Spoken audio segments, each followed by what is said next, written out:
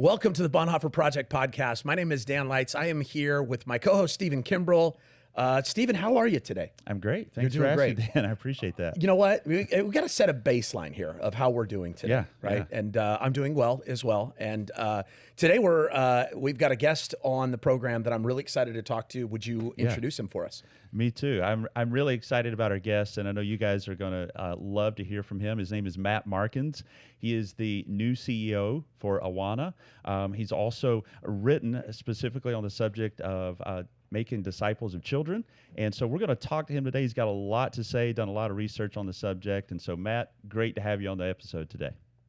It's good to be with you guys. Thanks for having me. Matt, I was wondering if we could just start off. I think most of our listeners probably have a good idea about Awana and have heard about it, probably been involved in it. But I was wondering if you could just start us off by sharing a little bit about what Awana is and what you guys do. Yeah. So for those of you who have a background with Awana, you may know of Awana as a midweek discipleship ministry or scripture memory ministry for children. And although that's a true statement, it's an incomplete statement.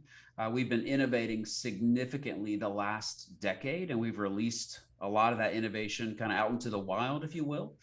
So Awana is, we would describe ourselves as a leading child discipleship organization. We have active ministry in 133 countries, 66,000 churches. And starting next month, we will surpass the 5 million mark in terms of weekly child engagement globally. So if you're familiar with ministries like Compassion International or World Vision, we work with them, not in all of their ADP centers around the world, but many of their centers to take on a part of the spiritual development arm of what they do with children. And then obviously we're working with churches all across the United States as well. So if your church says, man, we need help with discipling our kids, that's where we come into the picture. Wow. So you guys have really been around for a long time, obviously been in this arena of discipling kids for years and years and years. And so being in that arena, I'm just wondering from kind of a 30,000 foot view, what are the things that you're seeing take place right now in our culture, in our churches, when it comes to discipling kids? What are kind of the trends for good or bad? Yeah. Well, Pastor Darren Whitehead, who's pastor of Church of the City in Franklin, Tennessee, just south of Nashville, where I live, he said last year at an event we were hosting, he said, we need to begin with the assumption that our kids are being overly exposed with worldly discipleship and underexposed to biblical discipleship.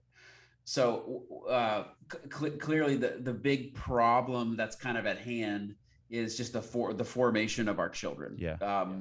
What you would call post-Christian culture, which Mark Sayers describes as pushing back against Christianity. So post-Christian culture is the kingdom without the king, right? Like we long for the goals, the fruit, the outcomes of Christianity. We just don't want Jesus, the Bible, and the local church and God, right? So we're pushing back against where these goals and fruit and outcome come from, but we want them. We want justice, we want peace, we want love, we want happiness. We want all of the things that find their rootedness in God and in the Bible. We just don't want any of that other stuff. That's a post-Christian culture. And what's a secular culture? Gabe Lyons says that a secular culture is the diminishing in God and emphasis on the individual. So it's you be you, live your truth, my body, my choice. These are the sayings of our children's day. This is what's forming them. So our kids are swimming in all of this. And to complicate matters even worse, worldviews largely set in most human beings by age 13. Wow. So you and I probably grew up in a quasi-Christian culture. Christianity had a seat at the mainstream cultural table. You've probably seen what's been coming out late, that culture was relatively positive to Christianity up through about 1994, and then was neutral up through around 2014. Now post 2014 cultural view of Christianity is now negative. It's because we're in this post-Christian, highly secularized culture. So when you think about human formation or discipleship of our children, if we're reaching and discipling them prior to age 13, we're having a better opportunity of forming them in the image of Jesus before their major worldview assumptions are kind of locked in. So that's just a little bit of describing a baseline as to where we are at today. So one of the things that I'm hearing you say, and I think I've seen it as well, is there's this longing in not just the culture, but in churches for a silver bullet, right? Everybody wants, kind of I want the good product without any process. Like, I don't want to do anything to get it. Like, I want a pill to solve my problems, not to change habits. Yeah. With that being said, if you could you speak a little bit to, because one of the things that I've seen, and I know I could probably speak for Stephen, he's probably hearing the same thing. What does discipleship at home, how does that translate? Because what I've noticed is there's an incredible lack of disciple making and discipleship happening at home. There's kind of the absolving of the responsibility, putting it all on the church, and just hoping for the best, right? Just here, kids, go once a week and take this hour-long fun time with some creative elements, and hopefully you'll come out all right. Well, could you speak to that a little bit? Are you finding that same issue? Certainly. Yeah, what you just described, what I heard you describe, is a standoff between the church and the home. Matter of fact, this came through in the research. We just did this project with the Barna Group recently, Children's Ministry in a New Reality. It's releasing right now. David Kinnaman and his team did a good job of helping us really understand like what's happening. So we had a hunch that the church and the home are at what we call a stalemate, and it certainly came across in the data. Check this out. So we asked children's ministry leaders and then parents and congregants. We asked these two different groups, like, hey, who's primarily responsible for the discipleship and the spiritual formation of the kids? Among children's ministry leaders, they said 95% parents are responsible. That's not just a yes, that's a heck yes. Like I guess 7 exclamation marks, parents are responsible. When we asked parents and congregants, the response was relatively split, kind of down the middle, of saying some said church and some said home. So we have these two different groups that have very different perspectives.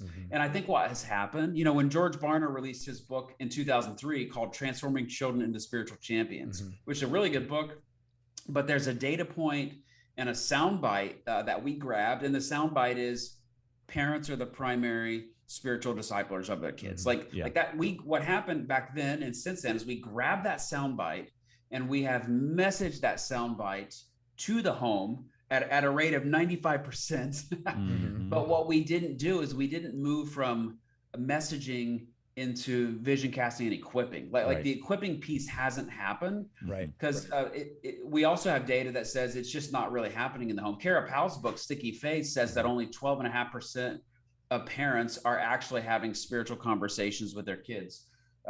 Christian Smith just released this book right here, Handing Down the Faith. It's also another good research book, and there's a whole section of that where he talks about the importance of conversation at home with your kids, but a lot of conversation just isn't happening. And so I think the reason we're at a stalemate is we haven't moved beyond the soundbite that George Barna gave us in 2003. We haven't moved from messaging into actually community building and equipping with parents. And without that piece, I think we're going to remain at a stalemate. So the church has to lead us through this stalemate and get us on the other side. Let me just kind of piggyback off of that, because I think, and obviously I know there's multiple methods that could be used, employed to create that. But many of our listeners are practitioners, right? They're pastors, they're leaders in churches.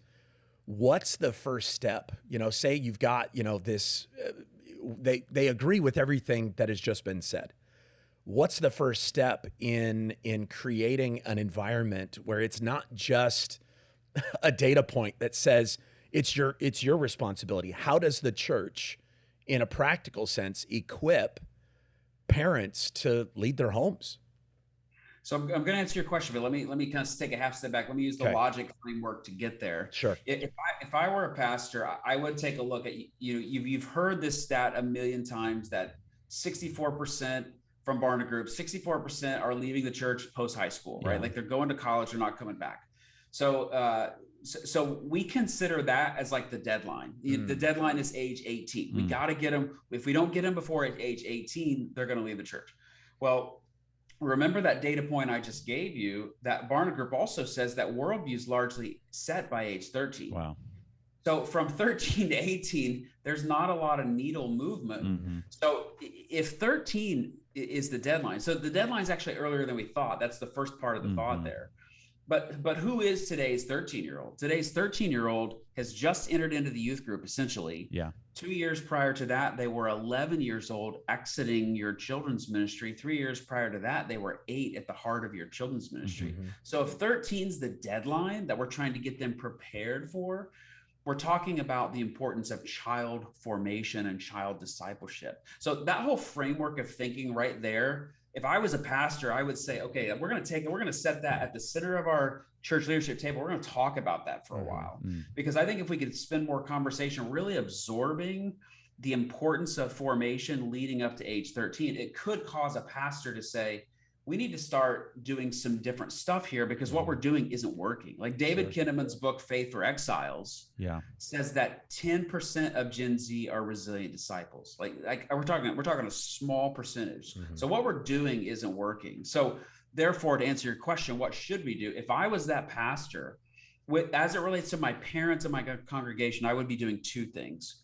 Number one, I would become a community-focused local church, meaning we got to get kids in close proximity to loving, caring adults who know them, love them, and care about them. Obviously, child protection is foundational. I'm not talking about skipping any steps there, right? Sure. Child protection is essential.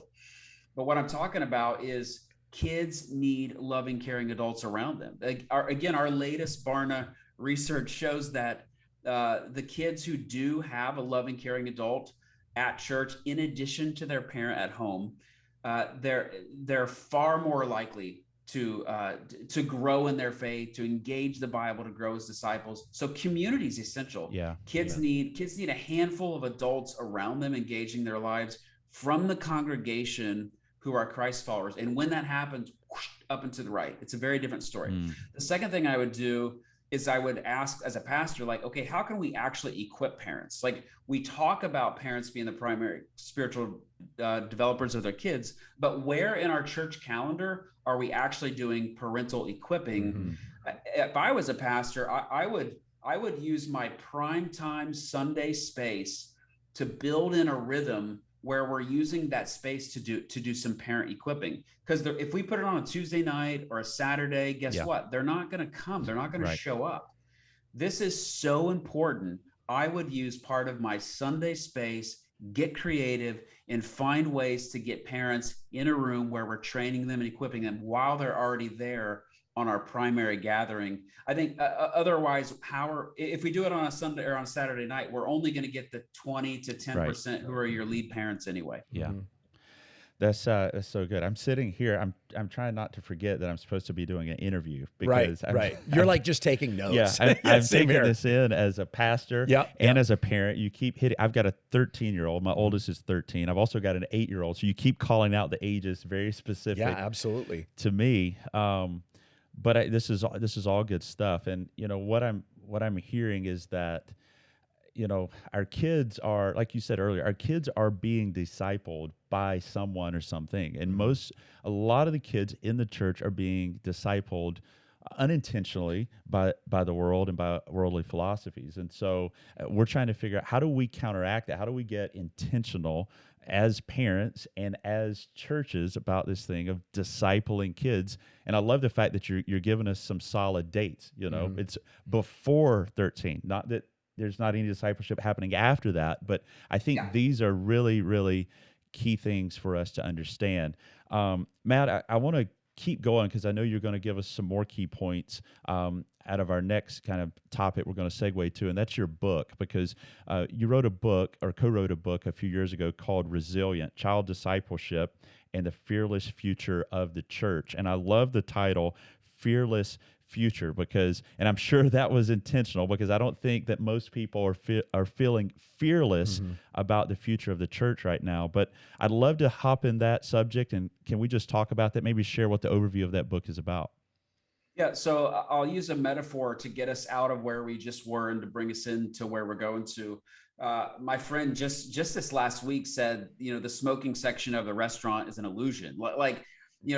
remember when we were growing up, there was a smoking section and non-smoke. There's no such thing as a non-smoking section. All of that smoke drifts over. There's smoking and smoke. Yeah. That's all there is. Yeah, so our kids today, we might think they're in the non-smoking section, but all of that is just covering them. So again, it's that Darren Whitehead quote that they're being overly exposed through TikTok and all Instagram, whatever it might be. We're living in a screens culture. So we wanted to know, like we've been asking this last decade, a singular question: what is it the local church does that leads to lasting faith in kids? And so what we started doing is reading the Gospels. I've got my Bible right here. Like we started reading the Gospels and just asking, what behaviors do we see Jesus doing in the New Testament, in the Gospels? Like when he's doing these things, what are the key? So we started like tracking, here are the types of things we see Jesus doing that appears to be disciple making. The second thing we did is research. So I'm going to nerd out on you here. Nerd out. These are 7 research projects from the past decade that we've done, that when we brought to Barna to do the Barna research, the Barna group said, wow, most people, kind of bring a little bit of a mess to us. You guys you've really already substantiated your claims. And so in chapter 10 of Resilient, we took all of that research, not just ours, but Lifeway, Kara Powell's research, and Christian Smith's and others. And we've really boiled child discipleship down to 3 primary factors. And we talk about this in chapter 10 of the book you just mentioned, Resilient. There's 3 primary factors that lead to lasting faith in children. We call them belong, believe, become. You could rightfully call those relationships, scripture engagement, and experiences or practices. So that first one, belong, that's highly relational ministry led by loving, caring adults. Even the secular world has figured this out. Like Harvard's Center for the Developing Child said, for kids who experience trauma, the ones who end up thriving are the ones who have at least one loving, caring adult coming alongside of them and walking beside them through life. Those kids go on to excel in life. Or the kids who don't have that, once they face trauma, some of them just don't get back up. A high percentage of them don't get back up. So loving, caring adults engaging in kids' lives is just critical to success in life in general, but it's the secret sauce of discipleship. And we see it in Jesus. We see it in the Gospels and in the New Testament. So belong is highly relational. Believe is deeply scriptural. So, we're people of the Bible. So you would say, well, of course, scripture is important, but unfortunately, a lot of churches have gone with what's called the Bible light strategy, which leads to like moralistic Deism on one side or legalism on the other side. It's very moralistic. So deeply scriptural ministry is making sure kids have the framework of the gospel: creation, fall, redemption, restoration, because they're being given a humanistic or naturalistic framework every day. They can look at these 2 frameworks side by side and say which one makes the most sense. As important as the Romans road is, that's a slice of the gospel. It's not the robust framework of creation, fall, redemption, restoration. Then we teach kids how to engage the Bible. And then there's that third piece, which is experiencing God's presence, experiencing the practices of a Christ follower. And then just being able to use my gifts as a kid, my gifts and my talents and my hands and my feet and my head to be able to grow. So those 3 factors, when they're combined, what happens is kids are more likely, because they've had all 3 factors present in their life, they're more likely to remain a Christ follower into their young adulthood. Wow. Yeah, I love those points, and I love how you broke them down so simply. But I know there's a lot of research that went into that, and that's kind of the other side of complexity that you guys have walked through, and we appreciate you walking through all that for us. But going back, can we unpack that a little bit? And I think your first one was belong, right? And so in a local church, in my local church, what does it look like to create an environment? What are some examples of an environment that could be created where kids could get those relationships with adults that they need? Well, let's not forget, like we can get really romantic in a podcast, like and describing like how important this stuff is, and here's the impact of what happens. But rubber meets the road. It's Sunday morning, and you're low on volunteers. You're just trying to plow through a small group lesson or a large group or Sunday school, whatever it is. Like the difference between theory and research and then actual application is a big gap, but the research is still true. So how do we actually transform what's happening on the local level? So I think belonging, if you have, 12 children in a small group and 2 or 3 adults, like when those kids come to church and they're with you and they're getting eye contact with you, you're fist bumping them, you're saying, hey, how did that basketball tournament go? How did you guys do this week? And you're catching up, and or you're looking at another child and, hey, I know your parents split up and divorced recently. Hey, I want you to know that my parents did the same thing. And this is what it did to me. And it was really painful. And I want you to know I'm praying for you. And you can talk to me about your, like what's happening there. That's kids getting real human beings. And they may be getting more there than they're getting at home because mom and dad are too stressed out and they're not being quite the parents that they should be. So this belonging is highly relational. Imagine if there's like a conduit, like a PVC pipe coming out of your heart. Yeah. That child has the same thing coming out, and they're looking for where to direct their loves and affections in life. If they're not getting it from the church, the home, they're going to go somewhere else to get their loves fulfilled in life.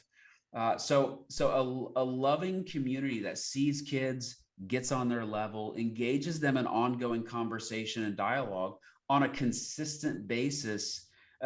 What child is going to get to their young adulthood and say, no, I was too loved there, forget you. No, they're gonna want, everyone's looking for the good life. And if your church is a loving community, kids are gonna have a harder time walking away from that benefit and that value. Yeah, no doubt. But you're even kind of speaking to what we were talking about at the beginning, people and churches and pastors and leaders looking for like hey, give me the program, give me the silver bullet. What do I need to implement right now that's just going to produce lasting results? And the results come from the relationships. Yeah. It's not from the process per se. The process of relationship is really where the rubbers meet in the road. Yeah. Well, and I think, we talk a lot on this podcast about that very fact is, you can't get away from the Jesus ways and means of making disciples, which was incredibly relational. Right. And anytime we try to remove that and just put it in a, classroom setting where you go through these 8 weeks and you learn this information, we remove a huge component of discipleship. Right. And, why would we think it'd be any different just because it's kids? I mean, they're kind of human beings as well, I think. Well, and again, I think one of the things too, and Justin, you can maybe even speak to this, what we're dealing with, especially, we're in Southern California, and, it's interesting. We've had over the last, couple of years with the pandemic, we've had a lot of church people leave California. They're done with it, right? This culture here in California has gotten pretty bad for kids, for adults, doesn't matter, right? It's I think we're a little bit further along in the hatred for Christians here in this culture, and that kind of wave is just caused more people to say, well, we're done with it. So those of us who are left, right, we're engaged in a culture where you have most classrooms that already hate the Christians, right? And so if we're sending our kids to these, we're sending them to Rome, and then they come home and we're like, why don't you look like Jesus? I send you to church too.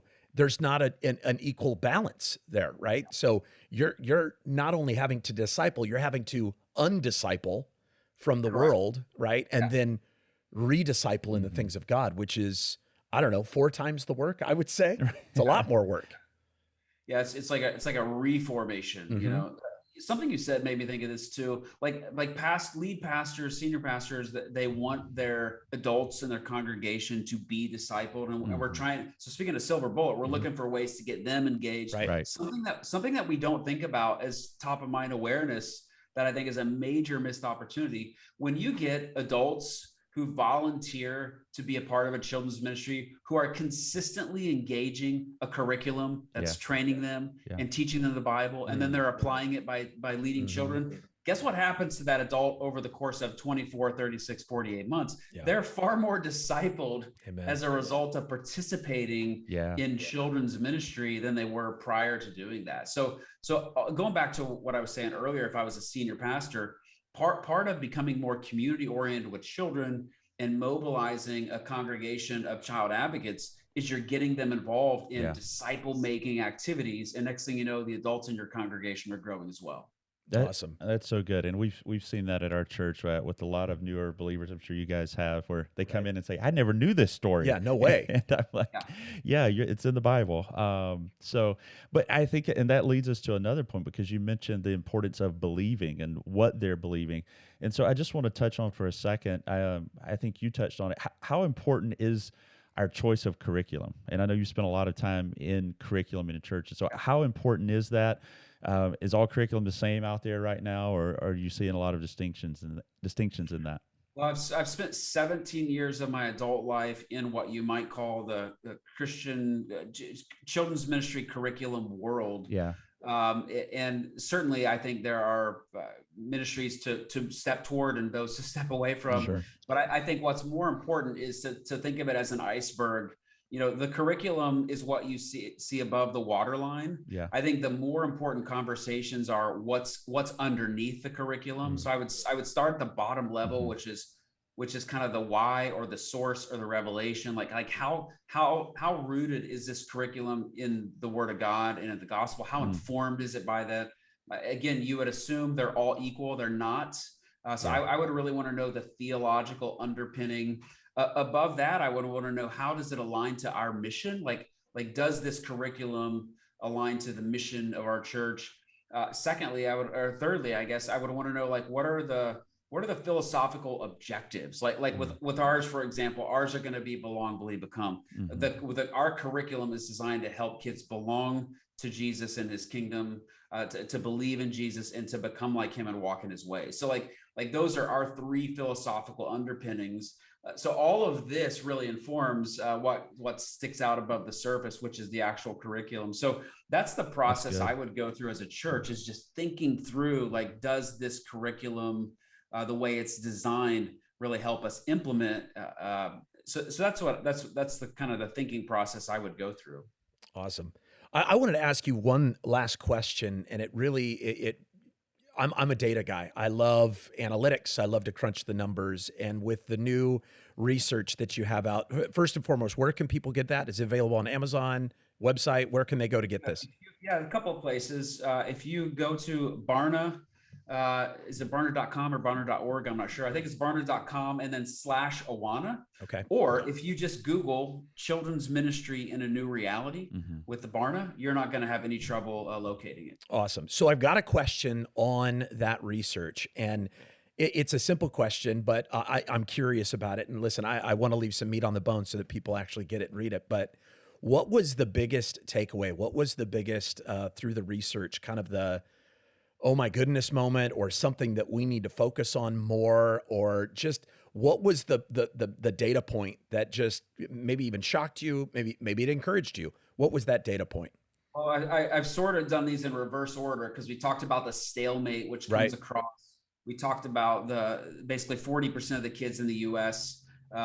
Do have a loving, caring adult church. 60% don't, but the ones that do, it's literally no compare. When you drill into the data, you're not going to believe the lack of no comparison, because kids who have other adults in their lives are far on a better trajectory. But the third and final one, which really could have done a good job of setting the other two up, is that children's ministry leaders feel like they've got no tools left in their toolbox right now.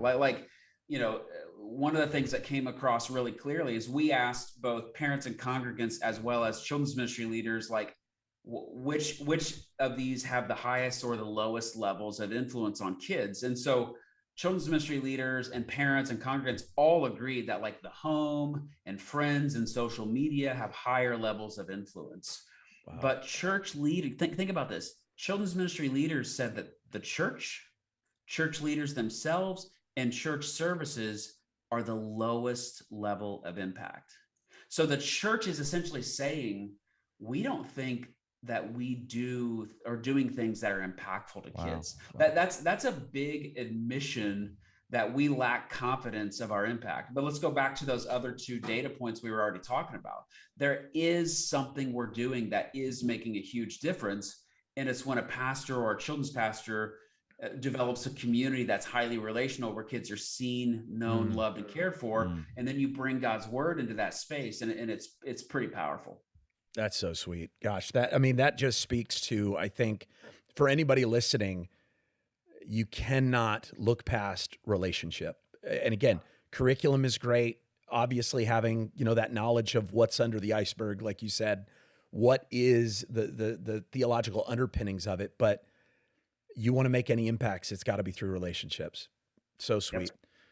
Well, again, thanks for coming on. Again, any more information you want us, like where can they get all the books just through Awana's? Is everything available there? So again, if you can Google Resilient Child Discipleship, you'll have no trouble finding it. You can Google Children's Ministry in a New Reality. I guess the last thing I would say is, if this conversation has been valuable, we have an annual gathering called the Child Discipleship Forum. You can go to childdiscipleshipforum.com. And it's a big conversation like this. We're having Andy Crouch, Trillia Newbell, John Mark Comer, David Kinnaman, a lot of leading people in this space of discipleship and child advocacy and local church practice. And so we're having this conversation in Nashville or online. Join us in September. We'd love to have you. Awesome. Well, Matt, thanks for coming on. We really appreciate it. For everybody listening or watching, again, if you want more information on Matt, his ministry, Awana's, you can check out those. They'll be in the description and links. For those of you who want more information on the Bonhoeffer Project, you can check out the bonhoefferproject.com. And listen, just we encourage you to invest into this stuff. Don't just listen to it and use it as a throwaway. We do these things to equip the church and to make sure pastors and leaders are equipped for the ministry at hand. Again, as we always say, make disciples, let Jesus build the church. God bless you guys. We'll see you on the next one.